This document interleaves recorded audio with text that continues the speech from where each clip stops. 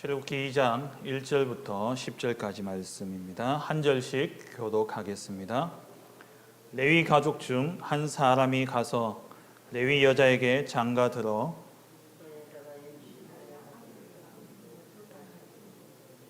석 달 동안 그를 숨겼으나 더 숨길 수 없게 되매 그를 위하여 갈대 상자를 가져다가 역청과 나무 진을 칠하고 아기를 거기 담아 나일 강가 갈대 사이에 두고 그의 누이가 어떻게 되는지를 알려고 멀리 섰더니 바로의 딸이 목욕하러 나일 강으로 내려오고 시녀들은 나일 강가를 거닐 때에 그가 갈대 사이에 상자를 보고 시녀를 보내어 가져다가 열고 그 아기를 보니 아기가 우는지라 그가 그를 불쌍히 여겨 이르되 이는 히브리 사람의 아기로다. 그의 누이가 바로의 딸에게 이르되 내가 가서 당신을 위하여 히브리 여인 중에서 유모를 불러다가 이 아기에게 젖을 먹이게 하리까? 바로의 딸이 그에게 이르되 가라 하매 그 소녀가 가서 그 아기의 어머니를 불러오니 바로의 딸이 그에게 이르되 이 아기를 데려다가 나를 위하여 젖을 먹이라.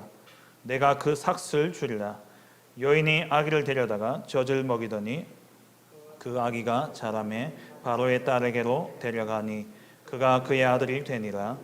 그가 그의 이름을 모세라 하여 이르되 이는 내가 그를 물에서 건져내었음이라 하였더라. 아멘.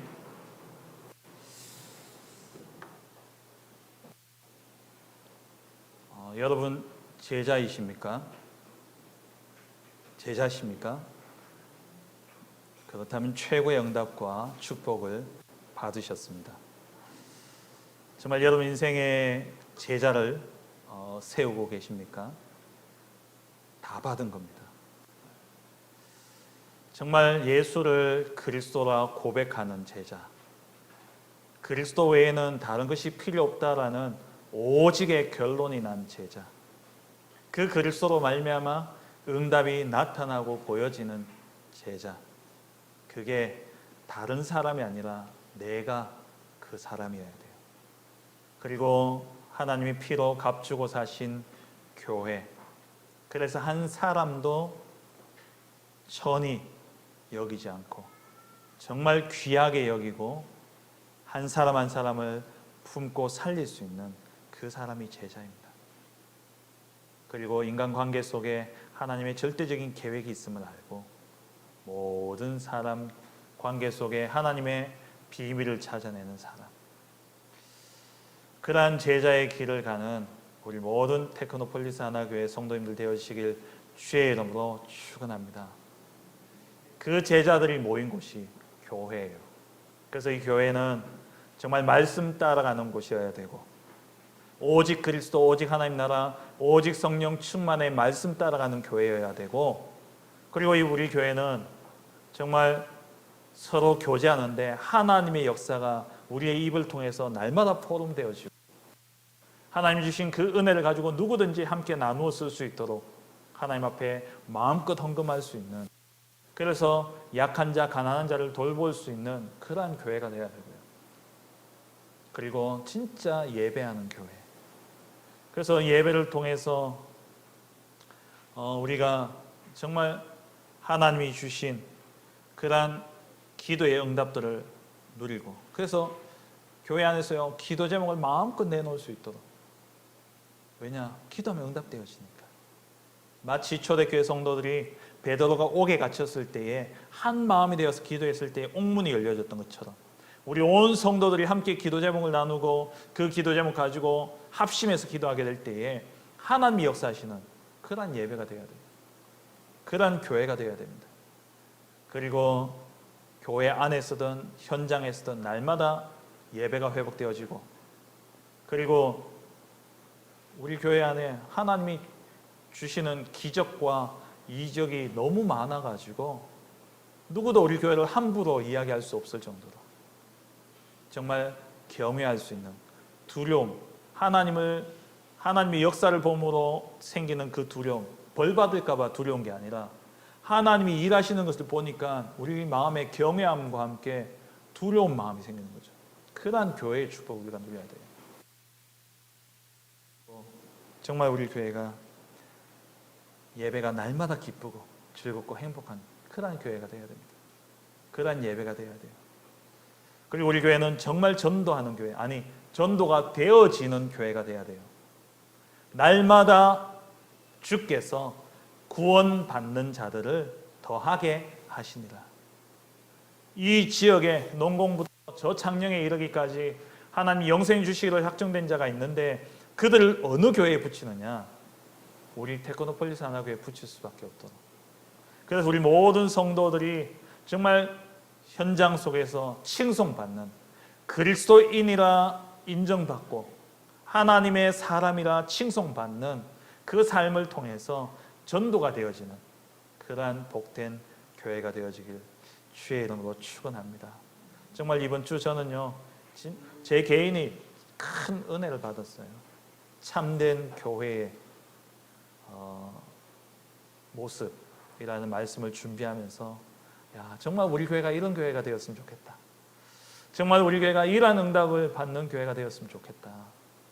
그래서 우리 교회에 오는 모든 성도들은 진짜 응답받고 하나님 증거 가지고 현장에서 제자의 삶을 사는 그러한 성도입니다.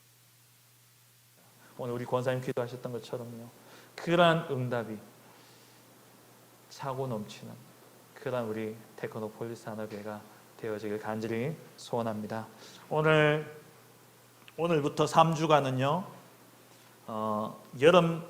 우리 여름에는 특별히 렘넌트들에게 집중하는 기간입니다. 렘넌트 대회도 있고, 또 렘넌트 리더 수련회도 있고, 또 우리 교회 안에 또 성경학교도 있을 것이고, 또 우리 하나교회는 하나 렘넌트 대회로 또 인도받게 되어지죠.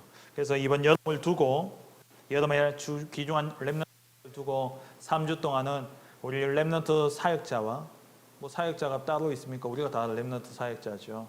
그리고 교사들을 위해서 특별히 집중해서 3주간 주셨던 그 말씀을 하나하나 나누고 또 우리가 적용하고 기도해야 될 제목들을 찾는 그런 시간이 되어지길 원합니다. 오늘 제목이 미래 살릴 영적 파수꾼입니다. 우리 후대는 제자여야 됩니다. 우리 후대는 미래 살릴 영적 파수꾼이어야 됩니다.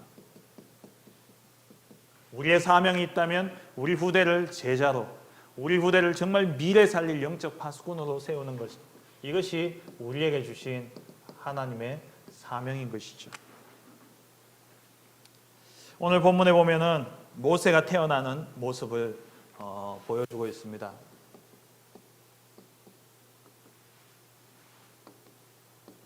모세의 출생이죠.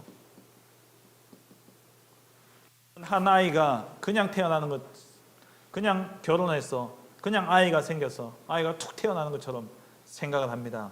근데 하나님 앞에서는요, 절대 주권이에요. 하나님의 절대 시간표와 절대 계획 속에서 주어지는 겁니다. 그래서 누구도 쉽게 아이를 가질 수는 없어요. 하나님의 절대적인 언약과 계획 속에 있는 겁니다.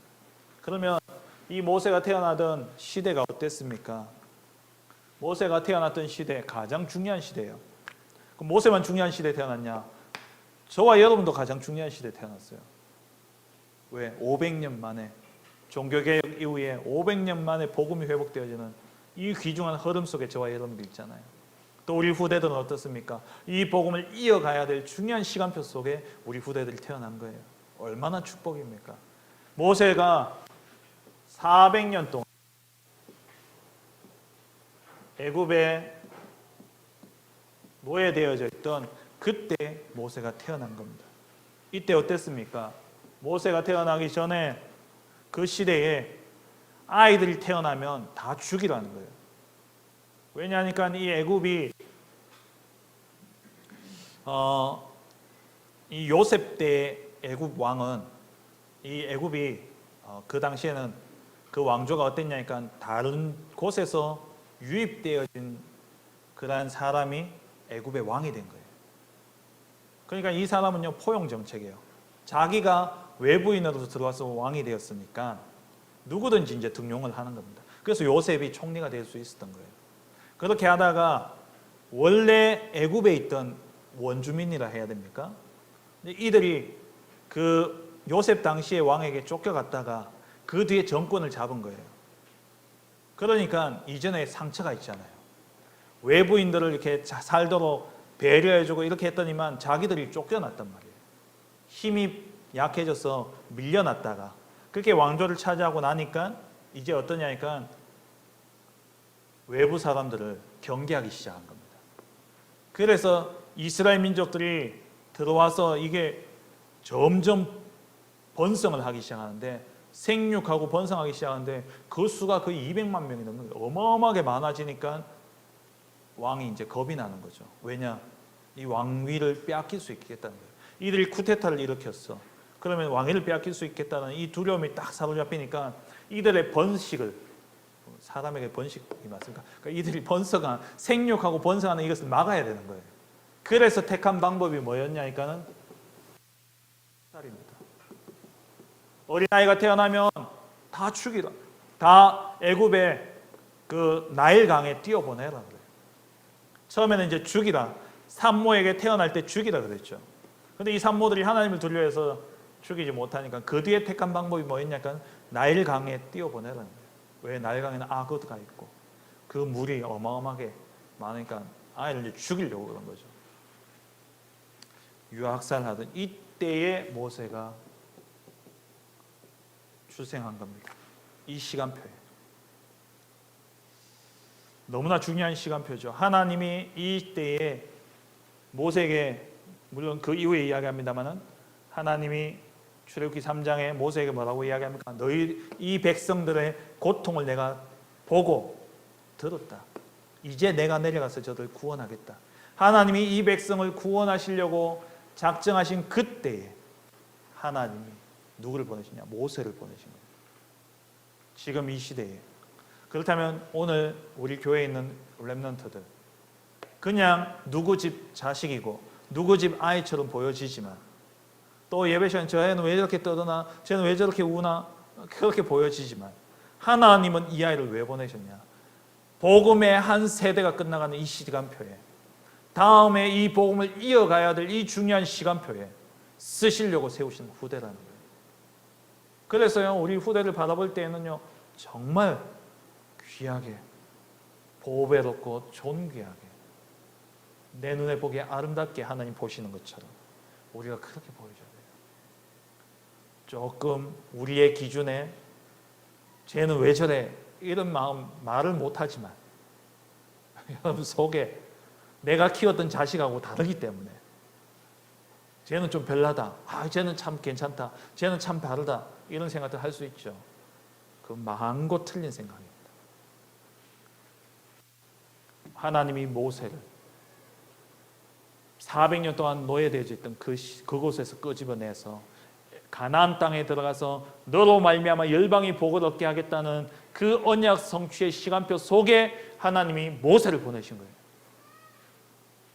500년 만에 회복되는 이 복음 운동이, 정말 이 복음 운동이 얼마나 빨리 지금 급속하게 전파되어지고 있습니까? 지금 앞으로 시대는요, 이전의 복음의 시간표보다 더 단기간에 더 많이 일어날 겁니다. 너무나 급박하고 시급한 시간표예요. 그 시간표에 하나님이 우리 후대를 우리에게 주신 거예요. 모세와 같이. 이때에 하나님 모세를 어떻게 키우셨습니까? 모세가 어떻게 자라났습니까? 하나님의 은혜지요. 하나님의 렘넌트를 보호하시는 겁니다. 모세를 애굽 공주의 양자로 드리게 되잖아요. 분명히 나일 강가에 띄워 보내야 되기 때문에 어쩔 수 없이 요게벳이 모세를 갈대 상자에 넣고 역청과 진을 앙팍에 칠해가지고 물이 들어오지 못하도록 그렇게 딱 해서 갈대 상자를 갈대사이에 딱 둔 거예요. 하나님이 어떻게 하시는가 보려고. 하나님이 어떻게 하셨습니까? 이 공주를 딱 그곳에 오게 하셨어. 공주가 그 상자를 보게 하시고 하시고 그 마음에 어떻게 해요? 불쌍히 여기는 마음을 주신 거예요. 불쌍히 여겨서 이 아이가 히브리인의 아이인 줄 알면서도 공주의 마음에 이 아이를 양자로 드릴 수 있는 용기와 마음을 주신 겁니다. 그렇게 해서 요게벳은 땡 잡았잖아요. 속된 말로. 자기 자식 키우는데 유모로서 돈 받아가면서 오늘 여기 나오잖아요. 삭스. 그 삭스를 내가 주겠다. 돈 받아가면서 자기 자식을 키워요.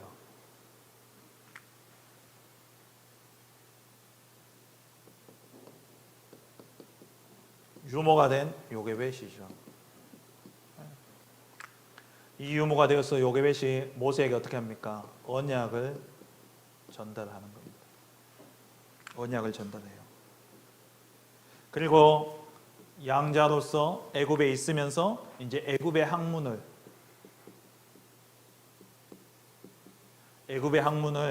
배우게 되죠.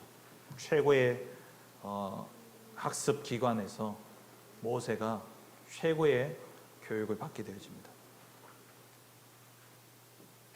그리고 하나님이 이 모세에게 사명을 주십니다.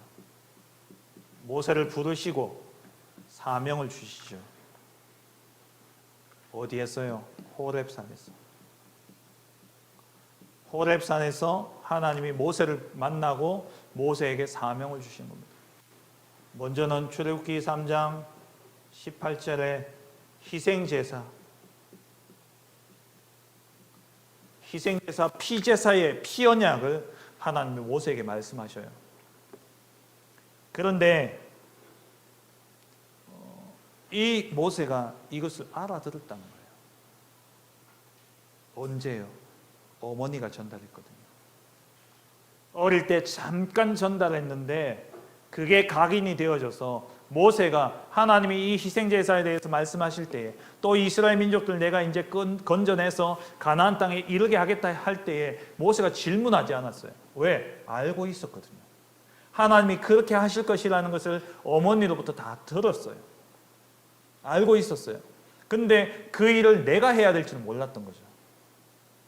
그러다 보니까 이 모세가 거기에 대한 상황과 자기의 처지, 자기의 형편, 자기의 능력을 생각하니까 감당하지 못할 일이었으니까 못한다고 했던 것이지 그 일이 이루어질 것은 모세가 이미 알고 있었다라는 겁니다.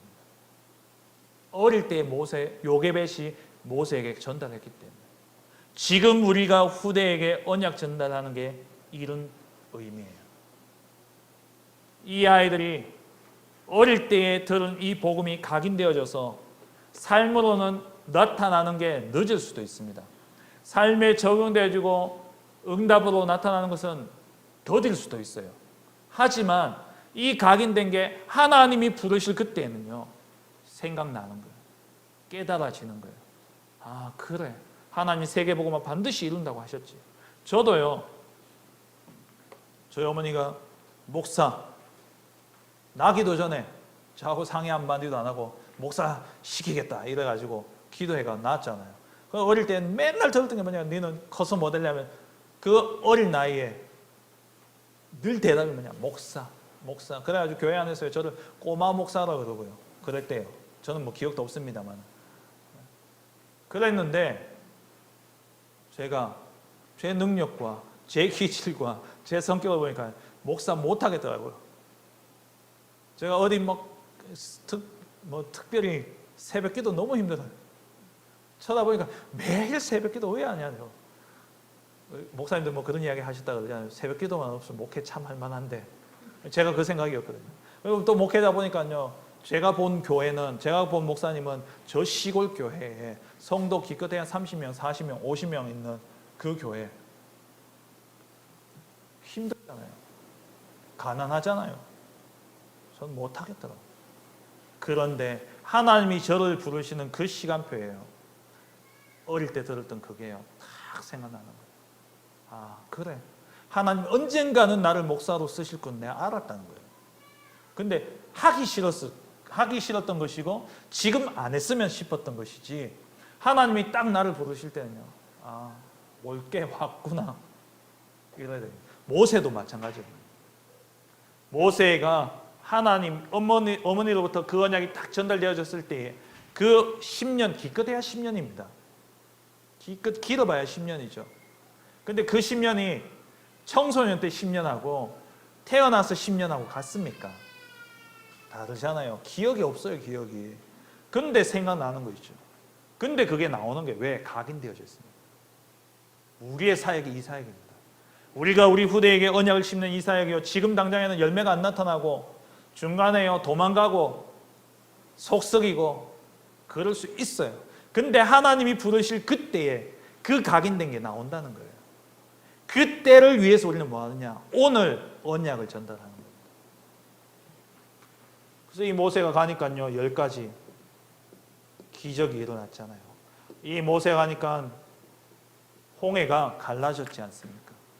이런 역사가 일어난 겁니다. 아마 요게벳은요 이렇게 성취되어질지 몰랐을 거예요. 모세를 통해서 성취되어질 것이라고 생각 못했을 수도 있습니다. 그냥 모세에게 전달해주면 모세가 또 그 자녀에게 전달해 줄 거고 그러다 보면 어느 때에 하나님이 일하시지 않겠냐 이렇게 생각했겠죠.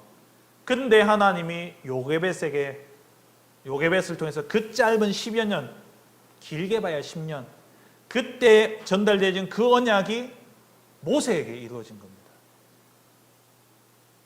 우리가 우리 후대들에게, 이 아이들에게 언약을 전달하는 이게 어떤 응답으로 나타날지 몰라요. 그래서 우리 한 10년은요, 진짜 우리 한 10년은 교회 안에 우리 후대들에게 언약 전달할 수 있는 시스템을 딱 만들어 놓읍시다. 죄송합니다. 우리 어르신들, 딴 건 뭐 할 게 있겠습니까? 이번 주 우리 목사님 말씀하신 것처럼 장사는 이윤을 남기는 것이 아니라 사람을 남기는 것이다. 1년의 계획을 위해서는 농사를 짓고 10년의 계획을 위해서는 나무를 심고 100년의 계획을 위해서는 사람을 키우는 것이다. 앞으로 우리 100년을 바라보고요, 우리 후대를 진짜 키워야 되겠어요. 우리 교회 정말 여기에 올인합시다. 후대를 키우는 이 일에 하나님이 우리 교회를 통해서 중요한 응답들을 시작하시고 계셔요. 정말 우리 후대를 요게벳 몰랐어요. 우리가 이 아이들에게 언약 전달해가지고 어떤 역사가 일어날지 우리는 모를 수 있습니다. 그런데 하나님이 어떻게 이루어 가실지 몰라요. 모른다니까요. 유 목사님 어머니, 우리 권사님께서 그 사고치고 맨날 싸움하고 다니고 사고치고 교회도 안 나오고 그랬던 그 아들을 위해서 어릴 때의 언약을 심고 눈물로 기도하셨어요. 그 어떤 전도사님이 그 어머니, 그 초창기 때 유목사님 어머니하고 밤마다 같이 기도했던 전도사님이 그런 이야기 하시더라고요. 무릎을 보면은 보통 사람은요 골이 있잖아요. 그죠? 무릎을 보면은 골이 있다니까요. 이렇게 딱 펴졌을 때는 없지만은 딱 이렇게 구부려졌을 때는 없지만은 딱 피면은 여기에 이렇게 주름이 있잖아요. 유 목사님 어머니 무릎에 주름이 없답니다. 펴졌는데 반질반질하다는 거예요. 그만큼 기도하신 거예요. 언약 심고. 근데 그 아들이 하나님이 시간표가 됐을 때 하나님 그 아들을 부르셨는데 지금 일어난 역사를 보세요. 아마 유 목사님 어머니도 밤마다 새벽마다 새벽기도 갔다 와서 그 언손을 가지고 아들 발을 잡고 기도했다잖아요. 세계 복음하는 주의 종이 되게 해달라고.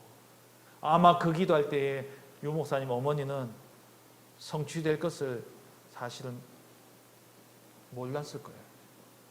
근데 하나님이 그렇게 하시다는 거예요. 그렇다면 우리 후대, 정말 이 아이들 위해서 우리가 기도를 담고 이 아이들 위해서 언약을 전달하게 될 때 하나님이 어떻게 일하시겠냐는 거예요. 모세와 같이 이런 한 시대적인, 정말 세계 복음화할 237 나라와 5천 종족을 살릴 그러한 시대적인 렘넌트를 하나님이 반드시 세우실 것입니다. 그렇다면 이를 위해서 우리가 어떻게 해야 될 것이냐? 어떻게 해야 됩니까? 우리 후대를 복음화 시켜야 돼요.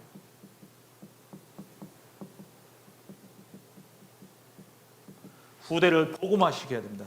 복음하고 복음화는 달라요. 그렇죠?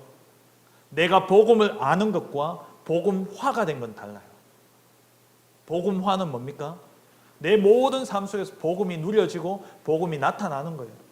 복음적인 삶을 사는 게 복음화입니다. 복음 안다고 복음적인 삶을 삽니까? 아니에요. 예수님을 3년간 따라다녔던 가룟 유다, 복음 알았지만 복음화는 안 되어졌잖아요. 그러니까 문제 딱딱 치고 예수님 떠나가신다 하니까는 자기께 나온 거예요. 복음화가 돼야 됩니다. 우리 후대들을 뭐 해야 되냐? 복음화를 시켜야 돼요. 이를 위해서 먼저는 교사와 우리 앞선 세대, 기성세대가 먼저 힘을 얻어야 돼요. 힘을. 그 힘이 뭡니까? 정말 오늘 이번 주 강단 말씀처럼 주는 그리스도시요 살아계신 하나님의 아들이시니다 고백했으면 그 그리스도로 복음으로 완전히 결론 나서 문제가 안 돼야 돼요. 그리스도께서 다 끝내셨기 때문에 어떠한 문제도 그리스도 안에서 끝났기 때문에 문제가 문제 안 되어지는 거, 그게 힘이에요. 그게 능력입니다. 오랫동안 고질적인 문제가 있습니까? 혹시 고질적인 질병 속에 있습니까? 어떤 내가 아무리 바꾸려고 해도 바뀌어지지 않는 내 속에 나도 모르는 악한 습관이 있습니까? 거기에 그리스도가 주인 되어버려야 돼요. 그러면 문제가 더 이상 문제가 안 되는 겁니다. 복음은 뭡니까? 문제가 문제 안 되는 게 복음이에요. 종교는 뭡니까? 문제를 없애주는 게, 문제를 해결해 주는 게 종교예요. 근데 문제는 뭡니까? 그 문제 지나고 나면 또 문제가 오는 거예요. 왜? 답이 없으니까. 그때그때 해결만 해주니까. 복음은 뭡니까? 완전한 답이 있어서 어떤 문제가 와도 이거는 마스터 키예요. 모든 걸 다 열 수 있는 거예요. 모든 문제를 다 해결할 수 있는 거예요. 그게 복음입니다. 복음화가 돼요.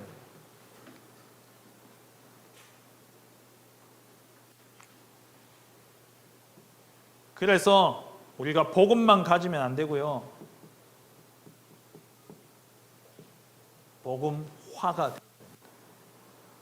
내가 먼저.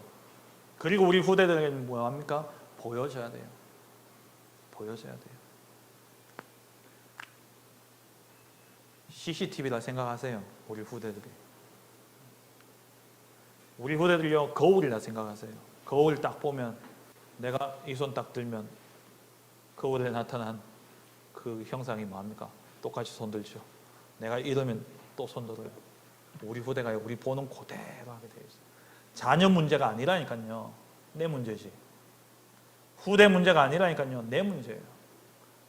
저도 우리 애들 혼내고 나면요, 돌아서면 쟤들 문제가 아닌데 이 생각 들어요. 순간에 열나니까 저도 모르게 화가 나고 그래서 혼내고 그러는데 돌아서면 제 마음이에요. 그래, 저게 내 모습인데, 저게 난데, 그 마음이 딱 들어요. 그래서 또 복음 붙잡은, 또 복음 속으로 들어가는, 그게 하나하나 쌓여져서 뭐냐? 복음화가 되죠. 복음화가 되죠. 복음화가 되면 어떤 역사가 일어나느냐? 우리가 정말 우리 부대가 복음화가 되어지면 어떤 역사가 일어나느냐? 사단이 만들어 놓은 이 12가지 여정, 12가지 이 문제가, 이 문제를 이길 수 있는 힘이 나오게 됩니다. 이기게 돼 있어요. 내가 복음화가 되어지면 사단이 어떤 것을 갖다 줘도요, 이기게 됩니다.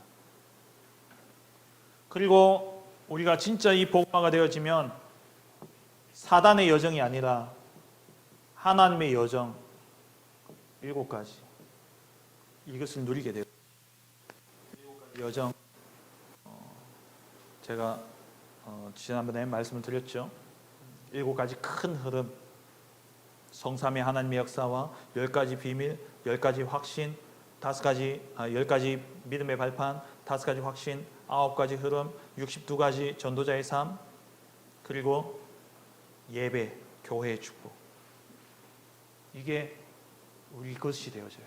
하나님의 것이, 쉽게 말하면 뭐냐? 하나님의 것이 내 것이 되어지는 거예요. 우리가 복음화가 되어지면. 그리고 복음화가 되어지면 어떤 역사가 일어납니까? 보호자의 축복과 시공간 초월하는 이 능력과 237 나라의 빛이 되는 이 응답이 오게 되어 있어요. 내가 복음화가 되어지면 하늘 보호자의 축복을 내가 누리게 된 거예요. 하늘과 땅의 모든 권세를 내게 주셨으니, 예수님 가지신 그 예수님이 내 안에 들어오셨기 때문에 내가 예수님 이름으로 기도하면 하늘과 땅이 통하는 보호자의 축복을 누리게 되고, 시공간을 초월하여서 내가 오늘 기도하는데 이 기도가 시공간을 초월해서 237 살고 우리 후대를 살리게 되는 거예요.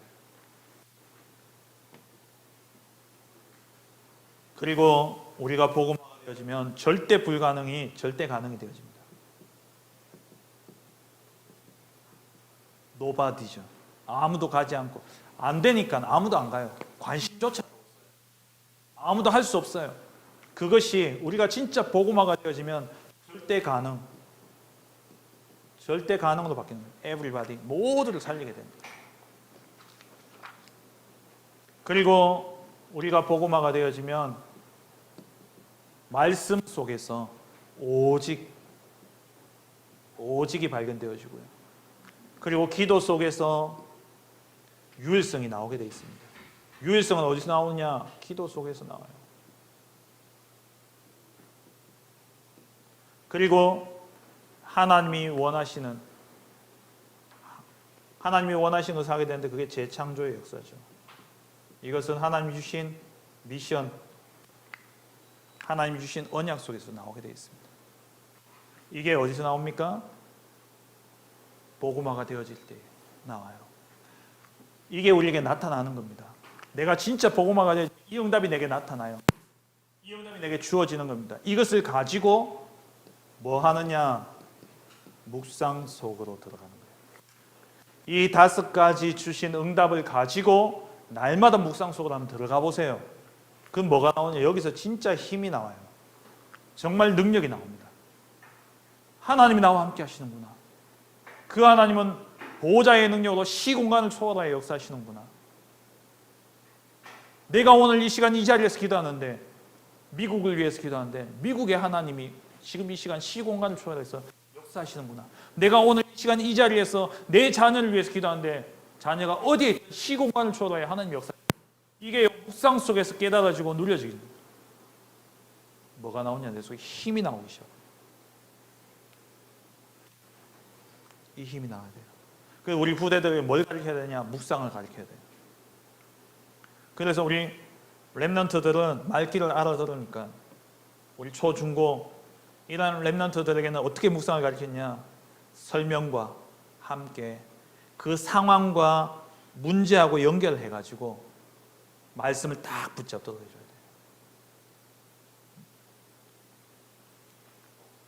저희 집에 이야기를 애들이 싫어하는데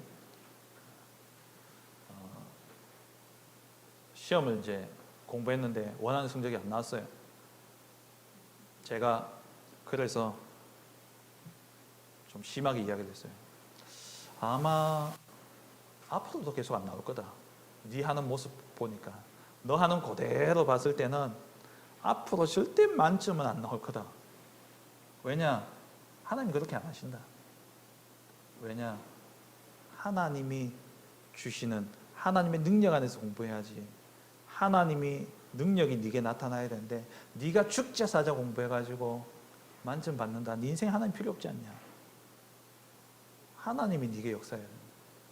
그래서 기도하고 공부해라. 너희 가운데 누구든지 지혜가 부족하거든. 후히 주시고 꾸짖지 아니하시는 하나님께 알아라. 그리하면 주시리라. 그러면서 이제 제가 이 말씀을 주고 기도해라. 제가 그러니까 저희 애가 그러더라고요. 아빠 설교는 평소에 별로 안 하던데 이건 내 마음에 그냥 확 꽂히네 하더라고요. 그럼 뭐냐? 그 말씀 야고보서 1장 5절 말씀을 생각할 때마다 뭐가 생각나겠어요? 내 걸로 안 되는구나. 이게 상황과 현실을 가지고 설명과 함께 묵상 속으로 들어갈 수 있도록 해줘야 돼요. 렘넌트들, 초중고생들을. 그러면 우리 태영 유치부는 어떻게 해야 되냐? 암송부터 시켜야 돼요. 왜? 들어가 있어야 돼. 일단 암송 시켜놓고, 암송 들어가 놓고 난 다음에는요, 이제 조금 크면은 한 4-5살 되면 이제 말귀를 알아듣잖아요. 그러면 질문하는 겁니다. 단어를 가지고 이게 무슨 뜻인지. 한날은 저희 막내가 차를 타고 갔는데 갑자기 저한테 무슨 단어를 저한테 묻는데 처음에 못 알아듣겠더라고요. 무슨 말인지. 근데 가만히 들어보니까 포기가 뭐야? 이러더라고요. 포기는 내가 할 수 없어서 그만두는 거야. 그럼 낙심은 뭐야? 이러더라고요. 낙심은 마음이 무너지는 거예요. 마음이 너무 힘들어가지고 마음이 이렇게 힘들어서 이렇게 마음이 힘든 것을 낙심이라 그런다. 이제 이렇게 좀 쉽게 설명했는데 보니까 그게 왜 그 질문을 제가 왜 하는지 몰랐거든요. 나중에 일류 목사님 원래 주제가 보니까는 포기하지 마, 낙심하지 마. 그러다가 이 단어를 저한테 또 묻는 거예요. 아, 얘들이 들어간 것을 가지고 충분히 묵상하도록 도와줄 수 있는 거예요. 그래서 학습시켜야 돼요. 얘들 어릴 때부터 어떤 말을 들으면 거기에 대해서 단어를 한번 생각해보고 그 단어의 의미를 가지고 이렇게 한번 기도해봐. 교육시키면 돼요. 충분합니다. 5살, 4살. 그리고 1살, 2살 때는 무조건 들려줘야 돼요. 계속 들려줘야 돼요. 이렇게 묵상할 수 있도록 해야 돼요. 두 번째는 복음화 시키고, 미래 살릴 영적 파수꾼이기 때문에 실력도 있어야 되죠. 그래서 복음 엘리트가 돼야 돼요. 복음 가진 엘리트로 우리 후대를 키워야 됩니다. 미래 살릴 영적 파수꾼은 실력과 복음이 있어야 돼요. 그래서 복음 엘리트로 키워야 됩니다. 근데 이 아이들이 이제 공부를 할 때에 우리는 공부 잘한다가 뭡니까? 성적이잖아요. 근데 성적 아무 의미 없어요, 사실. 물론 그 성적이 어떤 지표는 되어지지만 그 아이의 인생을 봤을 때는 사실 성적을 위한 공부는요, 필요 없어요. 왜 그러냐? 성적 잘 나왔던 친구들 가운데 성공한 친구들이 전부 다 성공하냐? 그렇진 않더라고요. 공부를 할 때는 공부 속에서 뭐가 나와야 되냐니까 내 것이 나와야 돼요. 공부하는 이유는 뭡니까? 내 것 만들기 위해서 하는 거예요. 성적 잘 나기 위해서 하는 게 아니고. 성적 잘 나온다고 내 거 되냐? 아니에요. 시험 성적 올리는 건 쉬워요. 그래서 저는 벼락치기 많이 했거든요. 성적 잘 나야 되니까.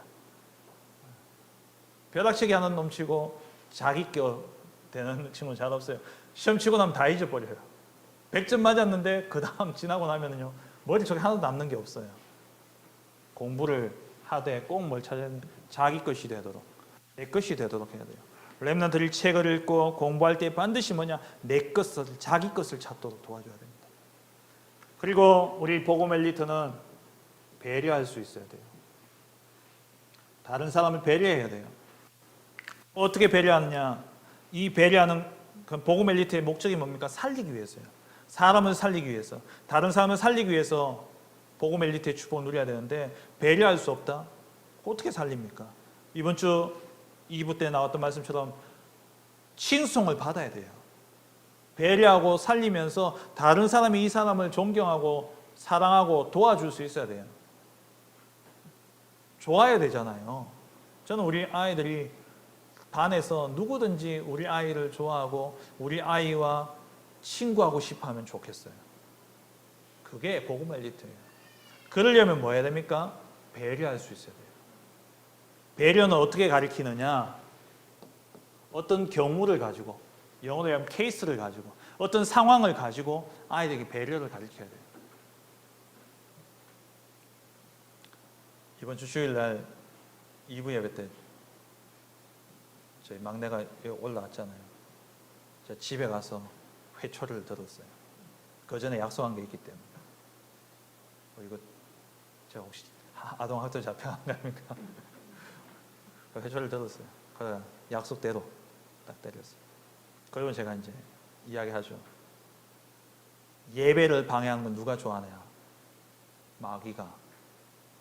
너는 예배를 방해했냐? 예배를 도왔냐? 방해했다는 거예요. 그러면 너는 누가 기뻐하는 짓을 했냐? 마귀가 기뻐하는 거예요. 그러면 너의 그 행동, 네가 앞에 와서 그렇게 하면 사람들이 너를 봐 안 봐? 본다는 거예요. 예배에 성공할 수 있어 없어? 없어. 그럼 나와야 돼 안 나와야 돼? 안 나와야 돼. 예배 때 앞에 안 나오는 게 중요한 게 아니라 다른 사람이 예배에 집중할 수 있도록 너가 도와야 돼. 이게 뭐냐? 그 상황을 가지고 배려를 가리키는 거예요. 하나하나. 어떤 상황이 딱 생겼을 때 그게 기회라니까요. 중요한 것을 가르칠 수 있는 기회예요. 애가 실패했을 때, 애가 문제 속에 딱 빠졌을 때 그때가 뭐냐? 하나님의 능력을 체험할 수 있는 절호의 기회라니까요. 우리는 그렇게 봐야 돼요. 보험 엘리트는 뭐 해야 됩니까? 물질을 따라가면 안 돼요.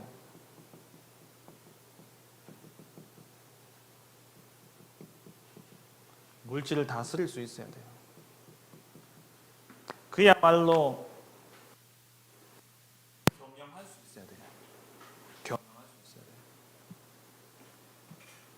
우리 애 가운데 하나는요, 용돈 주면 다 써버려요. 또 성격이 좋아가지고 친구한테 잘 얻어먹어요. 친구들 또 사주고 이래요. 그러니까 친구들 사주니까 어떻게 해야 되냐? 나만 먹으면 안 되니까 사줬다는 거예요. 또 사주고. 용돈을 한 달 용돈을 줬는데 일주일 만에 다 사라지고 뭐 이럴 때도 있어요. 그래서 제가 이제 그걸 가지고 우리가 네가 하고 싶은 대로 다 하고는 모자란다. 꼭 필요한 거 우선순위가 있어요. 그래서 용돈 기입장도 한번 써봐라. 언제 가지고 한번 또 써보고 그렇게 했거든요. 물질을 다스릴 수 있어야 돼요. 무엇이든지 아끼는 건 아니에요. 진짜 필요한 것을 위해서 쓸 수 있어야 돼요. 정말 필요한 일을 위해서는요, 빚도 내야 돼요. 정말 필요 없는 일을 위해서는요, 아무리 돈을 많아도요, 안 해야 돼요. 맞잖아요. 우리 아이들이 그렇게 커야 안 됩니까? 아이들이 돈을 쫓아간다. 그러면요, 제가 또 어젠가 그저께 이제 같이 어디 갔다 오면서요, 또 그런 이야기를 같이 나눴어요. 야, 절대 노력 없이 돈을 벌려고 해서는 안 된다. 그런 이야기. 유 목사님 메시지 듣던 가운데 유 목사님 이제 지난주 메시지 하면서 그 이제 다단계 하시는 분들 이러면서 이제 이야기를 하시면서 이제 건강을 할 때에는 무조건 좋다고 이야기하지 말고 그 사람 체질을 따라서 좋은 것을 이렇게 줘라 이제 이런 이야기 했잖아요. 그러니까 얘가 다단계가 뭐냐 이제 이런 이야기를 하더라고요. 그래서 이제 그렇게 이렇게 이제 네트워크로 이렇게 해서 이렇게 경제가 된다. 뭐, 그럼 가만히 있으면 돈 들어오겠네. 이제 이런 식으로 이야기를 하더라고요. 그래서 이제 제가 그랬어요. 그렇게 돈만 쳐다보고 살면 안 된다. 그렇게 가면은 사기당하기 딱 쉽다. 돈 때문에 그렇게 시작해버리면은 돈 벌려고 미리 물건 사놓고 처리 못해가지고 쫄딱 망한다. 그렇게 하는 거 아니다.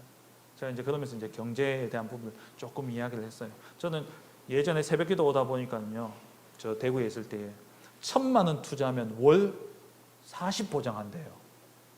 제 경제 논리로는 절대 나올 수 없는 돈이에요. 1,000만 원을 투자해서 40만 원 준다? 그걸 현수막을요 쫙 붙여놨어요.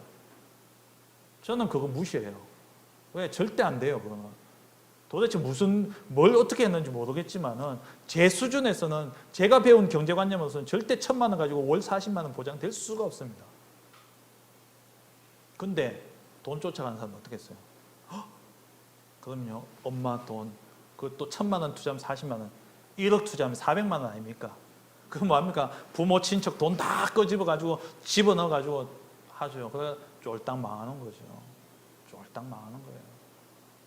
뭐 비트코인 이래가지고 그거 뭐 다단계 해가지고 돈 띄고 이런 사람들 많이 있잖아요. 우리가 정확하게 봐야 돼요. 아이들이 그게 나쁘다가 아니라 무엇 때문에 하느냐가 중요한 거예요. 진짜 사명 가지고 논리를 가지고 주와 부를 알고 해야 되는데 그 사업도 근데 그걸 모르고 그냥 돈만 쫓아가서 물질을 따라가면 안 된다는 거예요. 우리 후대들이요 물질을 다스릴 수 있도록 가르쳐야 돼요. 왜? 영적 복음 엘리트도 써야 되기 때문에. 그래서 이 아이들은 반드시 뭐 해야 되냐?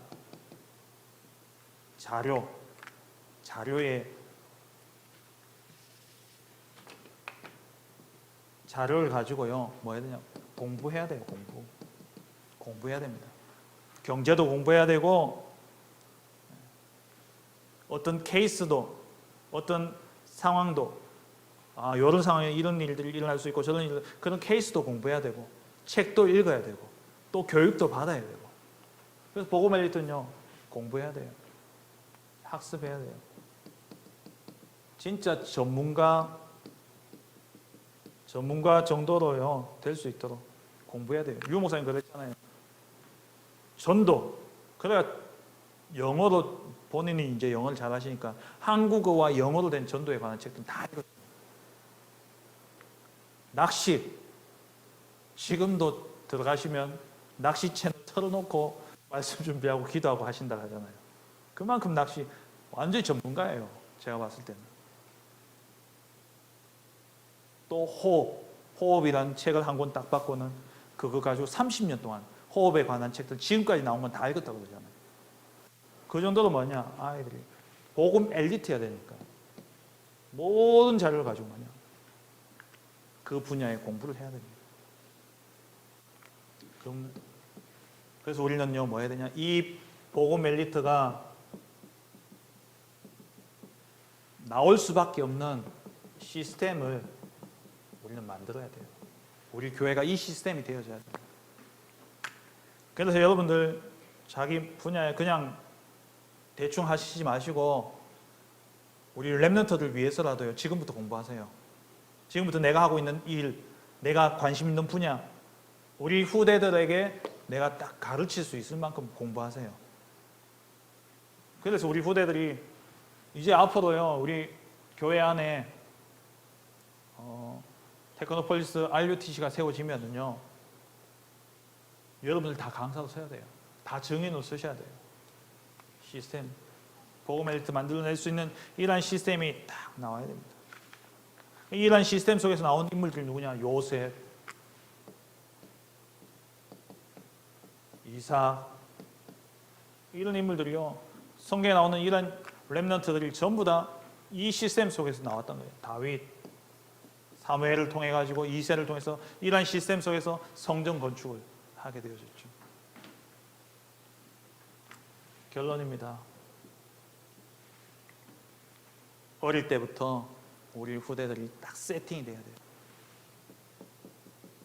인생이 정말 하나님의 것으로 편집되어질 수 있도록 세팅이 딱 돼야 됩니다.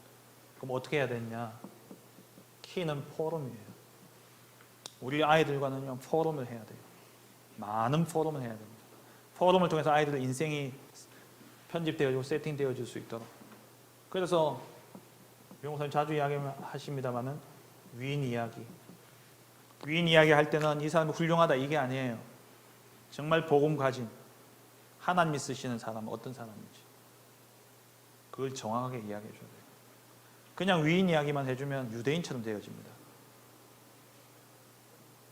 하나님이 쓰시는 사람, 하나님이 쓰실 수밖에 없는 그러한 위인들을 이야기해 줘야 되고, 그리고 복음과 말씀 포럼이 되어야 돼요. 이건 모두 다 포럼을 이야기합니다. 여기서 지금 이야기하는 건 포럼에 복음과 말씀에 대한 포럼이 이루어져야 되고, 또 무슨 포럼이 되어야 되느냐? 우리가 책을 읽었으면 독서도 포럼 해줘야 돼요. 책이 이상한 책 너무 많습니다. 유튜브도 포럼 해줘야 돼요. 미디어도 포럼 해줘야 돼요. 심지어 학교 교육도 포럼 해줘야 돼요. 학교 교육도 너무 잘못된 게 많아요.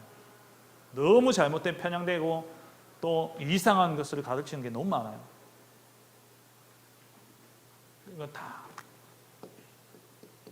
학교 공부도요, 포럼해줘야 돼요. 그리고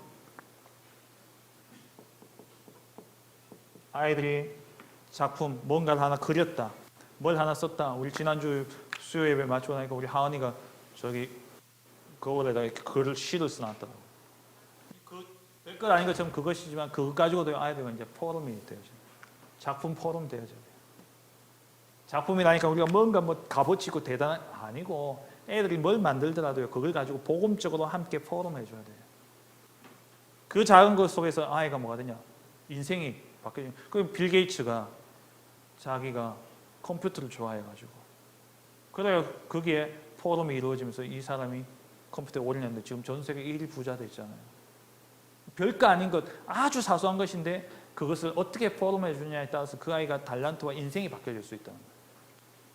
작품, 아이들이 만드는 작품들, 그리고 전도 포럼이 되어져야 돼요. 결국 우리 후대들은요, 전도해야 됩니다. 전도, 선교 237 보고만 해야 돼요. 그래서 전도에 대한 포럼이 이루어져야 되고요. 그래서 내 것이 아니라 하나님의 것으로 인생이 편집되어질 수 있도록 해줘야 됩니다. 이 모든 것을 할 때 중요한 키가 뭐냐니까요. 개인화입니다. 개인화가 되어져야 돼요. 아이들 한 사람 한 사람이 이 응답을 누릴 수 있도록 개인화할 수 있는 시스템을 키워야 돼요. 시스템을 만들어야 됩니다. 영적인 것은 그대로 전달되어집니다. 그래서 개인에 대한, 그래서 우리 교사 선생님들은요, 올여름에 철저하게 개개인을 분석하세요. 영적인 것부터 해가지고 학업이며 이러한 것들. 제가 예전에 다른 교회에서 사역을 할 때 청소년부를 맡았을 때에 수련회 때 뭐 했냐, 가계도를 그렸어요. 함께 부모님이 뭐하고, 왜냐면 그냥 상담해가지고 안 나오니까 그렇게 가계도를 쭉 그리고 또 설문지를 무기명이다 이래 해놓고 제가 글씨 보면 다 알잖아요. 애들 몇 명 안 되니까 글씨체 보면 누가 누군지 대충 알거든요. 그러다 이제 해놓고는 설문 딱 하고 그거 딱 가져오니까 애들 파악이 딱 되는 거예요. 그거 가지고 제가 사역을 했거든요. 개개인을 분석을 해야 돼요. 키는 개인합니다. 마지막으로 미션 한 가지 드리겠습니다. 우리 선생님들 또 우리 사역자들, 우리 테크노폴리스 하나교회에 이 응답을 두고 미션을 드리는데요. 제가 이름 붙였어요. 인생 편집 연구 포럼 팀을 만드세요.